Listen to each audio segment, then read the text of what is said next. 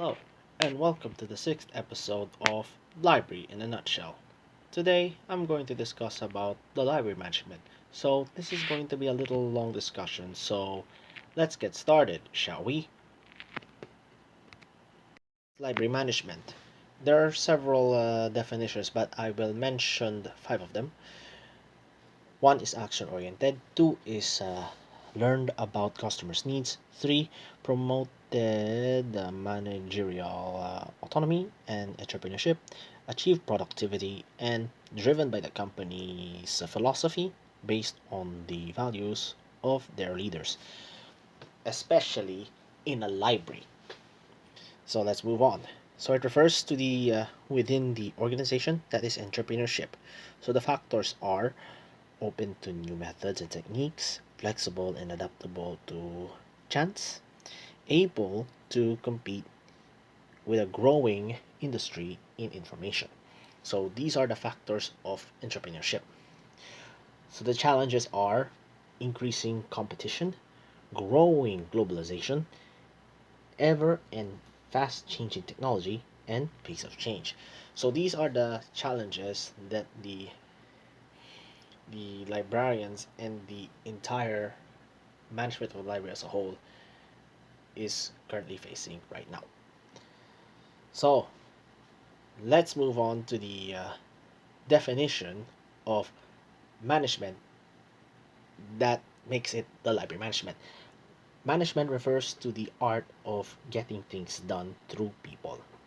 So that involves the people depending on their rank from the top to bottom. That is the essence of management. So there's other definitions as part of the management. Achievement of objectives, that is effectiveness. Achievement of objectives with the least amount of resources, that is efficiency. Refers to the individual in the organization who are in a position to make decisions. Those are managers. It refers to a set of behaviors and activities, that is managerial roles. So there are categories of managerial roles. Interpersonal roles, under that is figurehead, leader, and liaison. Next is the informational roles. Those are monitor, disseminator, spokesperson. And last but not the least is decision roles. Those are disturbance handler, resource allocator, negotiator, and entrepreneur. Those are the categories of managerial roles. Next is the human resources. It refers to the employees who work in the organization. So those are human resources, or HR for short. Next, it refers to the budget of money, that is financial resources. So financial resources, those are the people who handle involved money. Next is the tangible or materials. Those are physical resources. So those are computers for use the librarians, the OPAC to use the library patrons, and of course the other miscellaneous stuff. Next is the functioning of the organization itself. Those those those definitions that comes from the information resource. So they are provided. They are the ones responsible to make the organizational chart. Okay. Now those uh, those are the definitions of the management. So let's move on to the history of management. So in 5000 BCE, construction of the pyramid involves with 10,000 people by the Egyptians. Why? Because because that involves a lot of people led by those peoples who are coordinating coordinating them to construct a pyramid, or in other words, they have to finish it in a least amount of time. Next, in 3000 BCE, Clay tablets were used by the Sumerians for records uh, about management uh, of the princets of Ur. And then the Code of Akkadian and Hammurabi by the Babylonians. Next is the Old Testament by the Hebrews in the hierarchy and the importance of delegation. China had concepts of organization and efficiency.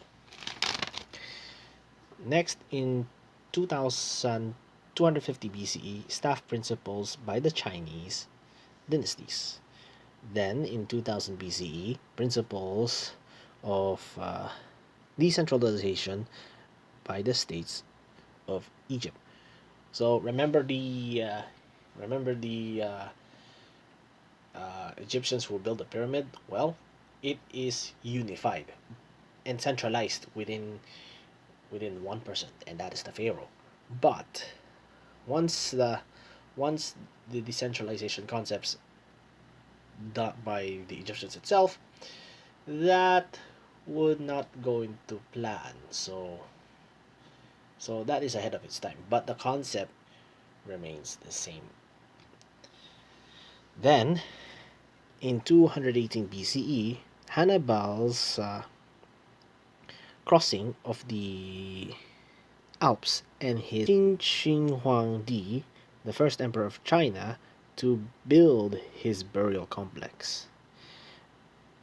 And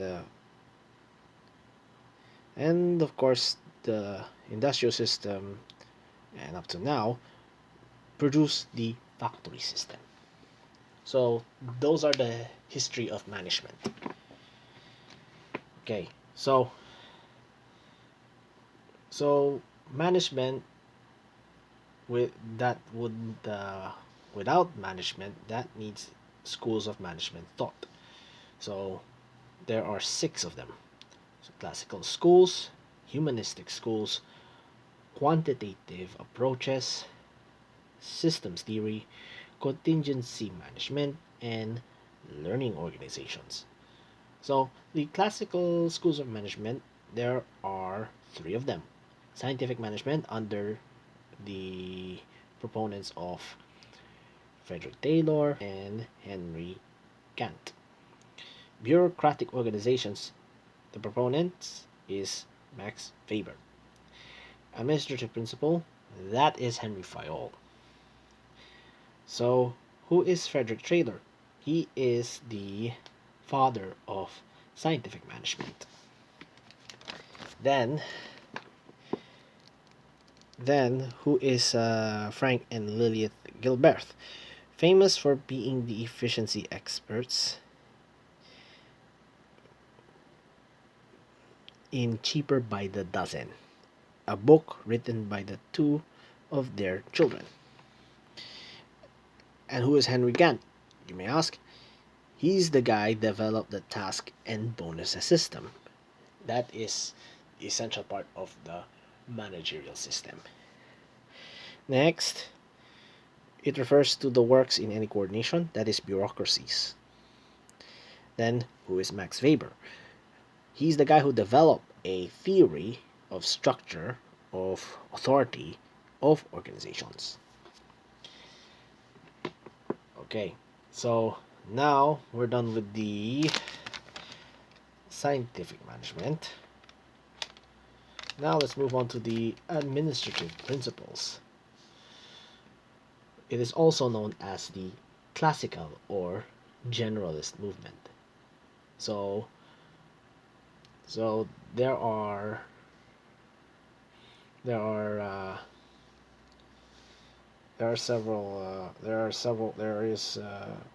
several people who are done with the scientific management.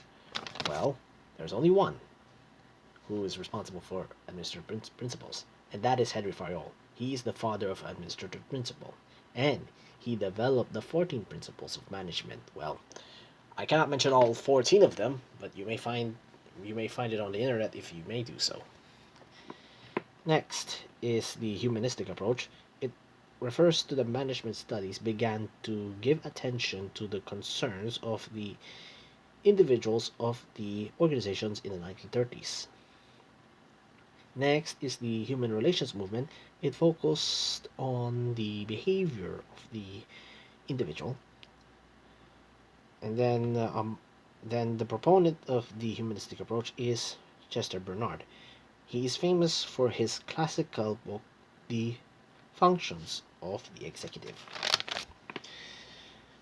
Next, recognized the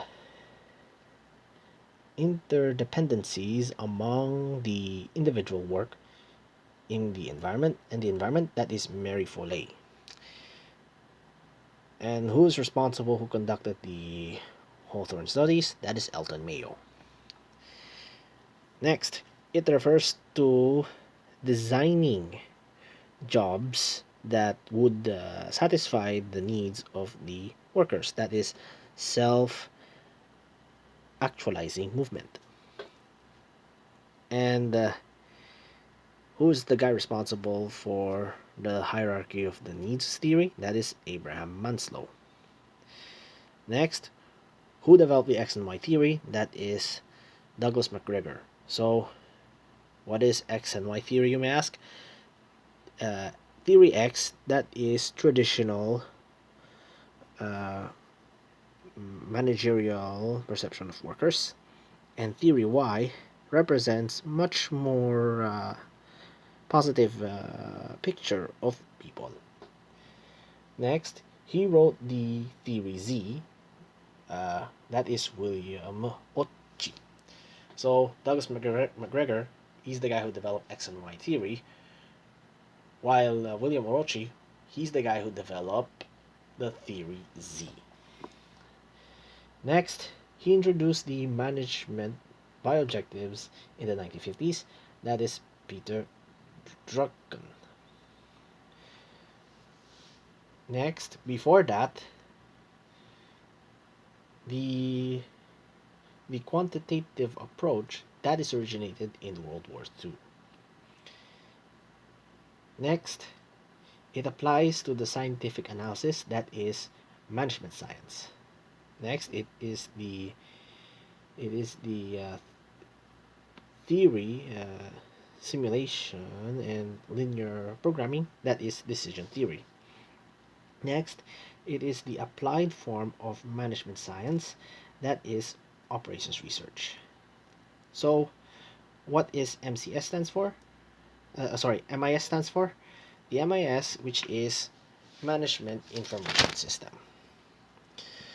Next, he wrote about the systems theory of an organism. That is Ludwig von Bethlamy. So, under that, their organizations are input, environment, outputs, and feedback. Okay, so now let's move on. It refers to the most influential thinking about management in the 1970s, that is contingency approach. Next, it came into being in the 1990s, that is learning organization. So, who is the proponent of learning organization? Well, that is Peter Savage. Now let's move on. The basic principles are personal mastery, mental models, shared vision, team learning, and systems thinking. Okay. So remember the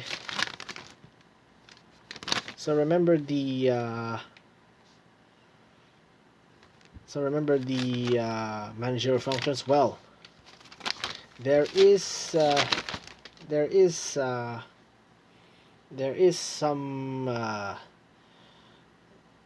some in-depth detail, so I'll have to discuss in the second half. So I hope you learned something, and I'll see you soon.